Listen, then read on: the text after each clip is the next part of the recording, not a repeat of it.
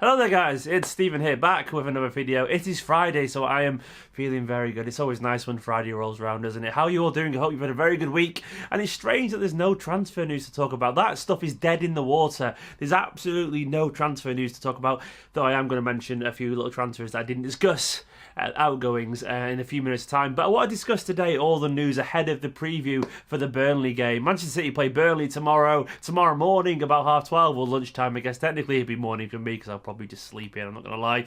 I'm knackered, I really am knackered. But it'll be lunchtime tomorrow. I'm going to do a preview for that in about 3 or 4 minutes time after talking about a few talking points that have risen from today's press conferences. But before I go too far, I want to say thank you to the newest patrons, the guys who got involved after last night's video, guys.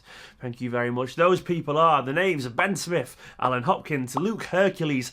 What a surname you got, Luke. And then Lewis Dyson, who upped his pledge to $3. Thank you very much, guys. You're all absolutely stars. If you want to get involved and help support this channel just a little bit, it goes a very long way to make sure these lights are kept on. Get involved at patreon.com/Esteemed Kompany. But I'm going to start with a little bit of news today that really made me laugh in a wry kind of very sweet kind of way. Jose Mourinho basically has conceded the title. That's what the thumbnail is about. He said, we need points to be first of the last. We are trying to finish second. He also said that we didn't deserve to win matches that we did, called our derby goals a disgrace, and took it with as much class as you associate with Jose Mourinho. He's a very bitter, salty man, isn't he?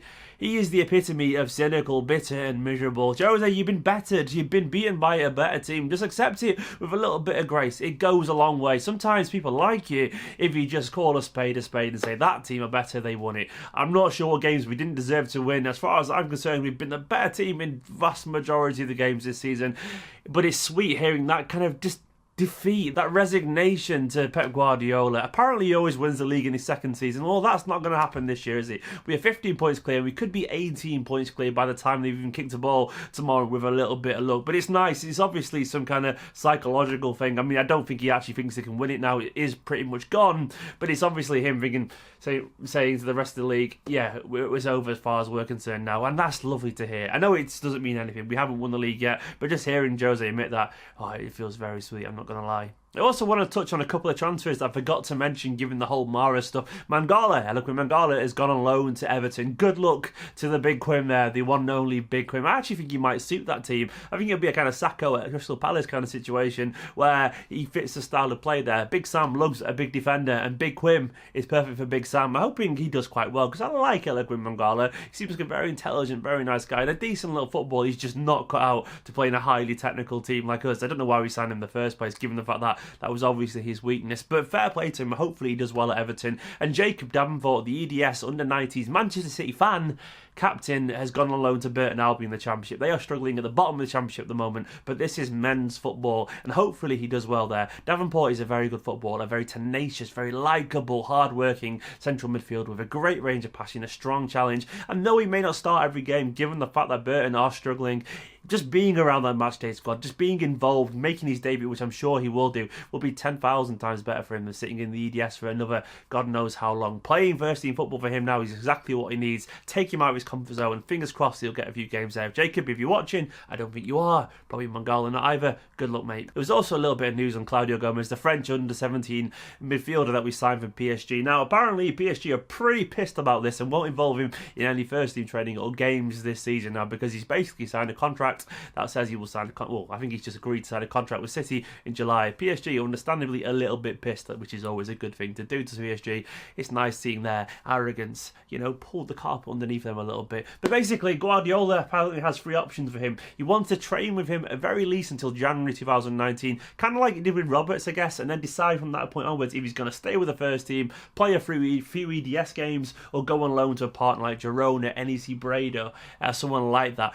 I think this is interesting. I think it's very interesting. Obviously, he wouldn't have signed for Manchester City if there wasn't some reassurances that he had a potential route to the first team. I know they all say that, but I'm sure he's been told that there is a potential future for him. And obviously, he's meant to be a very highly rated player. It'll be interesting to see him in pre-season. Pep also did let slip, by the way, that we are going to the States in the summer. If anyone wants to put me up for the States in the summer, feel free. Get in the comments, offer me somewhere to stay, and I'll come over. It's not going to happen, is it? But it's worth a go. There was also a bit of very sad news from Vincent Kompany last night when he said, "I can only play a limited amount of games per season. I'm still considering my future with Belgium. Maybe I'll take a decision before the World Cup." It sounds to me like Kompany is accepting that the clock is ticking on his career, which is really, really disappointing. Obviously, we all know I love Vincent Kompany, given the fact that my channel is even named after him. Though some people do actually think that my surname is Kompany sometimes. You'd be surprised on email. But anyway, it looks like he's getting closer to being put out to rest, unfortunately. I love Vincent Kompany. It's a shame to see, but it happens to everyone, even the best of them. Vincent Kompany has been a wonderful, loyal servant. If he does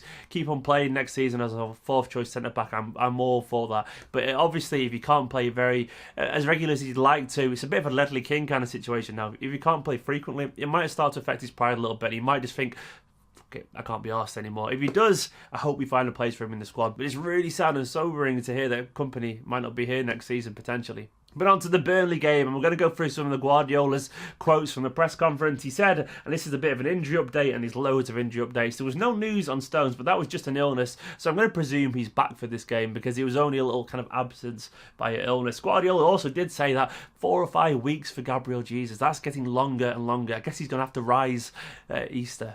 So I'm really sorry about that. So that does add more importance to the idea that Lucas Demaitre is a first team player now. Go and watch last night's video there next to my head if you want to hear a little bit more about Demaitre. Pep did say he's with the first team now, so you can see some information there. It's probably necessary given the fact that he's out for a while now. There was a little bit of an update on Mr. Benjamin Mendy, the social media account runner for Manchester City.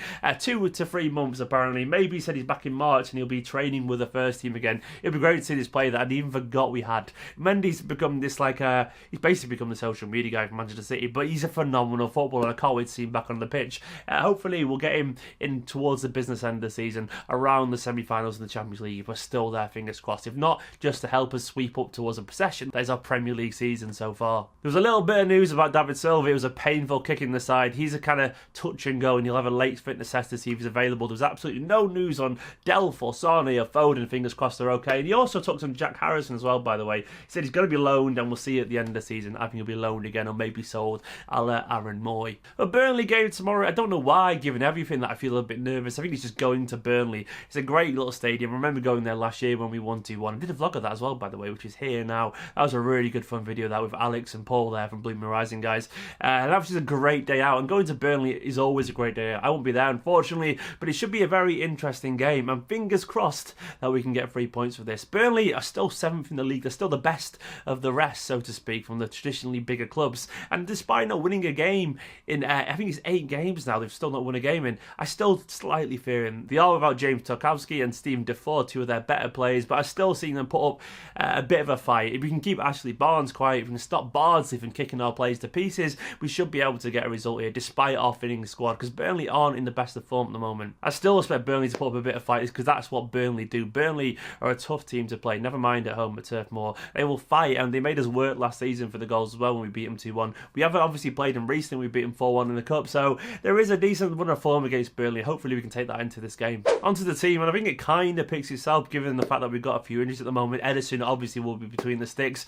Kyle Walker will be at right back, and I think it's going to be Laporte and Otamendi. I think Stones will come on the bench, given the fact Laporte played so well against Burnley. And Zinchenko, I can see him carrying on there. There are some shouts for Danilo playing, maybe given the fact that he's got a bit more physicality, and maybe Burnley will target that. But I think Zinchenko will carry on at left back, given the fact that Pep will expect to have most of the ball. I think the midfield three probably picks itself, given the fact that David Silva is a bit of a doubt. If David Silva is fit, he'll obviously play alongside De Bruyne and Fernandinho, but I'm going to say it'll be Gundogan. I think David Silva will only make the bench given his knock. Hopefully I am wrong. And then the front three, I think it'll be Aguero, Sterling, and your man Bernardo Silva. Hopefully Brahim, maybe Nemeth will be on the bench. We need some options there, given the fact that we are lacking forward options at the moment. I'm going to go for a niggly 2-1 victory. I think we'll grind it out. I think Burnley will offer a little bit of a scare every now and then and probably find some spectacular way to score like they tend to do against us. I think it'll be a victory though. I think we'll get the 3 points and we'll go 18 points clear before United play Huddersfield. What do you make of this game, guys? That's the end of this video now. Let us know in the comments what you think the score will be, what the team will be, and all the things I've discussed today, be it Kompany, the injury news, and all that kind of stuff. Let me know your thoughts on that too. Guys, I will see you tomorrow. Hello there guys, it's Stephen here. I want to say a very big thank you to everyone who's been supporting me on Patreon recently. You don't realise how much it actually means to me. It helps make this channel one step closer to being full-time, and that's all I want to do, create videos about Manchester City and about football because it's what I love. So thank you very much. I put a lot of effort into making these videos every single night after work, so thank you for getting involved, thank you for making my life easy, and thank you for showing a little bit of support. Guys, thank you very much for watching, and I will see you next time.